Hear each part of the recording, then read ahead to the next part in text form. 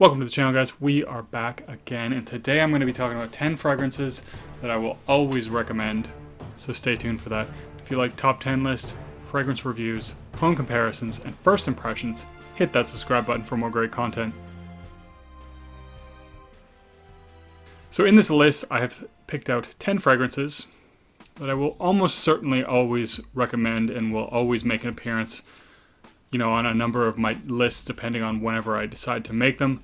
Unless, of course, they become discontinued, because I don't really like recommending discontinued fragrances because the price is often not worth it, or they're hard to get, or whatever. Or if they become reformulated, because unfortunately this does happen and a fragrance just is not as nowhere near as good as it used to be. And so if either of those things happen, I will certainly start or stop recommending these fragrances. But for each of these, I've generally picked out a different reason why I recommend them, and I'll go over that list right now. So the first one is actually going to be Maxos. Now, I've talked about this one a lot. A lot of people have talked about this one. A lot of people, this is their favorite Xerjoff fragrance, and with good reason. This is a really gorgeous, well-blended honey tobacco fragrance. It does smell similar to Pure Havane, although it is, of course, the quote-unquote niche version, if you want to think about it that way. And I really recommend this as one of the either intros or first fragrances you try from Xerjoff, or an entry-level niche fragrance. So niche fragrances, that encompasses a lot of different kinds of fragrances. Some of them are more challenging. Some of them, if you're really used to smelling designers, are going to smell weird or out there, or you're not going to really be expecting what they bring. But this one has all the quality and still is very mass appealing. And if you do find a good price in the gray market, it's actually not too bad a price for a niche fragrance. I believe I paid $165 for this, and that was, of course, full.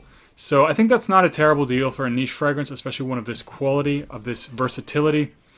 It is better, of course, fall, winter, but nonetheless, this is a really fantastic fragrance, and certainly one that can be a really nice introduction to niche fragrances to see what you're getting into. The next one is actually a couple different reasons why I'd recommend this fragrance. So, Black Phantom. And it's funny because if you recall, or if you did watch my video on Cognac Cafe, I did mention how I've kind of fallen out of love with this fragrance, which is true. But I would still highly recommend this if I was talking to someone about, what a first Kilian fragrance could be, or if they really want to try a really good gourmand fragrance. I would definitely consider recommending Black Phantom. The reason is that it's actually a really amazing fragrance. Even though I'm not totally enamored by it anymore, I might certainly fall back in love with it again in the future. This was one of those fragrances that was an absolute love at first sniff. It's really well blended, really well crafted, and honestly, especially when this one was released, I don't think there was tons of things like this one. So this one was definitely different, and I did actually see an interview with Kilian where he mentioned that this fragrance was a bit of a gamble for the brand because it was different than something they had done before. And it turned out really, really well. It was a great success, and again, with good reason. This one's coffee, a little bit of rum, almonds, sugar, caramel, chocolate.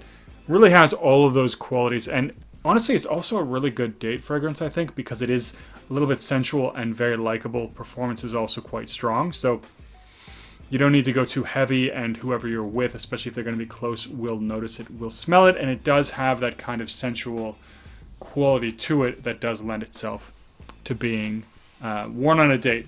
The next one. This is a fairly new fragrance, so we'll see what happens with it in the future. And if I was going to recommend an easy-to-wear, fresh fragrance that is easy to like, this is definitely one that I recommend, and that's Bulgari Man Woodneroli. I also recommend this often as the best replacement for like Neroli Portofino or 4711, because unlike both of those fragrances, this one does perform pretty good, especially for the type of fragrance that it is, and it's also very inexpensive. I think I paid, I want to say $42, but I think for some reason $32.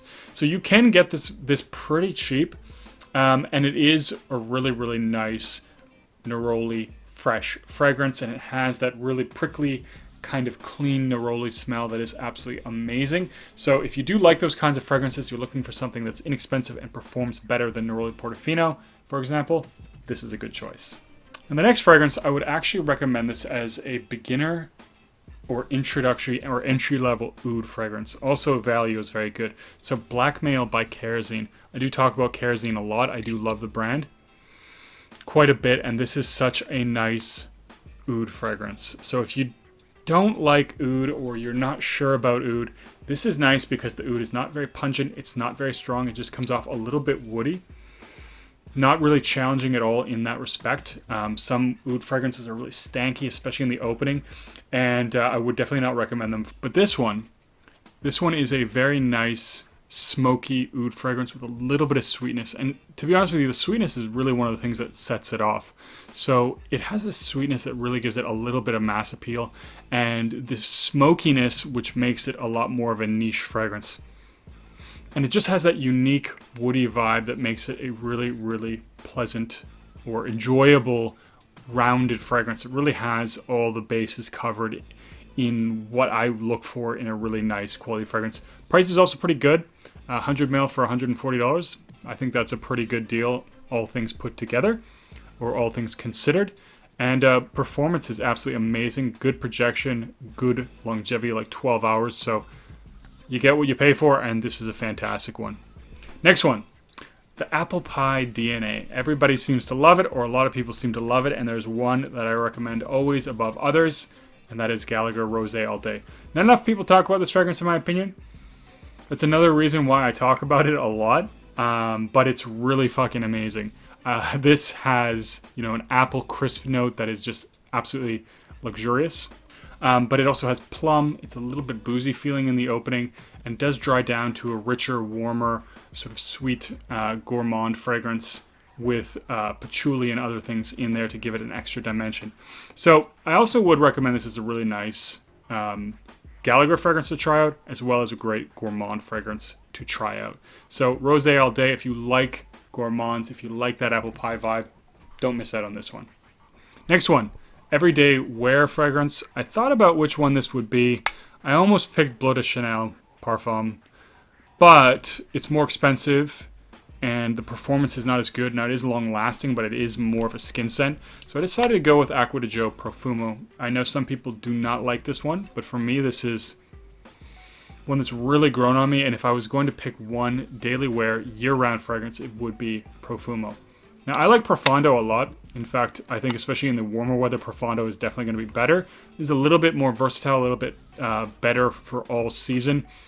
It does have a little bit of an incense note, and I believe patchouli, which gives it a depth and a maturity, which makes it nice and makes it something that's good to wear in the office as well as, when you're out and about. But for an everyday fragrance, I will be recommending this one for a long time to come. And the next one, entry-level leather fragrance. So if you haven't had a leather-dominant fragrance before, oftentimes it can be off-putting. The entry-level one, I would say Tom Ford Ombre Leather. The easiest to wear, the easiest to like.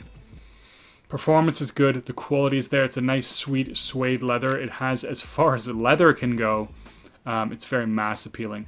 So it does have one of the most mass-appealing leather-heavy DNAs that I can think of. And that's not to say it's really mass-appealing. I don't think that it is. But I don't think a lot of leather-dominant fragrances like this are particularly mass-appealing.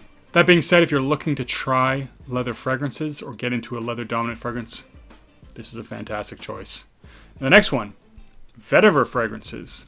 A vetiver dominant fragrance is a lot different than a fragrance that has vetiver in it. So something like Elysium has vetiver in it. Is it leather forward or vetiver forward? Not really. It's a lot of different things, really. And it is a great fragrance, don't get me wrong. I love Elysium, but for a vetiver heavy fragrance, they're quite different often. It's a different beast in what it ends up being. And I would recommend Encre Noir Sport. Now, to me, Sport is the most likable, is the most mass appealing. It has that sort of inky, watery, marshy vetiver that I've really grown to enjoy.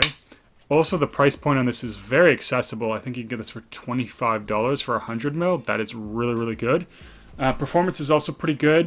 And it dries down into a bit of a vetiver soapy fragrance, so it does have a little bit of the different facets that vetiver has, and the entry to try this out is not very high. So I love this one. I might actually wear this sometime soon, even though it's winter. Why not? This is a great fragrance. Next one. Still my go-to date fragrance. I know I must be like a million years old, but it is still really, really great. Still mass appealing. Still works really, really well. Still very something that works well with ladies, and most people love Dolce & Gabbana, the one EDP. Now I go with the EDP because it's deeper, it's richer. It has a little bit of that citrus pop in the opening, which is followed by this really deep, rich, aromatic kind of a tobacco. And it just is so sensual and yet mass appealing. It's a very nice fragrance, and I mean that in the sense that niceness makes it very likable and makes it likable to a lot of people.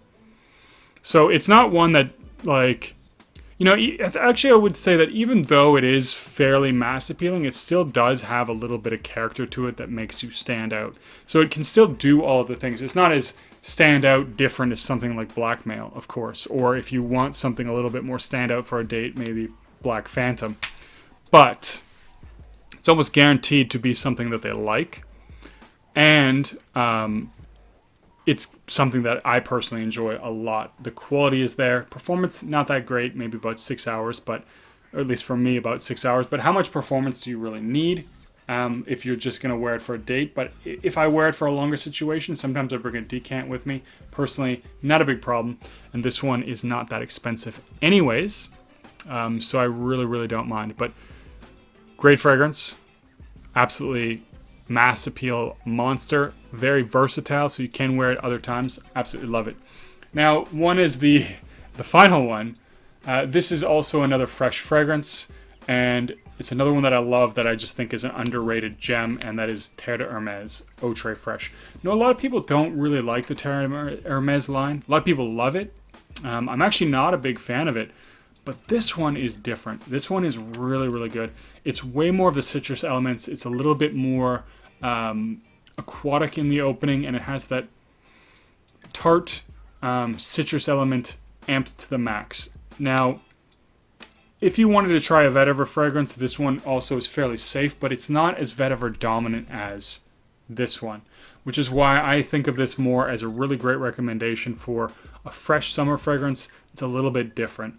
So not everybody's going to be wearing this one, especially because it is a little bit tart, and I know a lot of people don't go with that, even though I think in this fragrance it works really well, and it is still quite mass appealing if that's what you're looking for, but it has that unique, mature, yet, you know, sporty kind of fun vibe that a fresher fragrance tends to have. So this one's really, really great. Probably will recommend this one until it's discontinued or reformulated. We'll see which happens first, but I do love this one, and you can get it for a decent price on the gray market, so I would say look out for that one. Of course, all of these I recommend sampling first, because you never know your own personal opinion and your own personal taste. You could hate these fragrances. But that being said, that's it. That's my list, guys. Leave a comment down below. What fragrances would you recommend for different situations? Not all of them, but just pick a situation and a fragrance. Let me know down below. And as always, don't forget to like and subscribe, and I'll see you guys in the next video.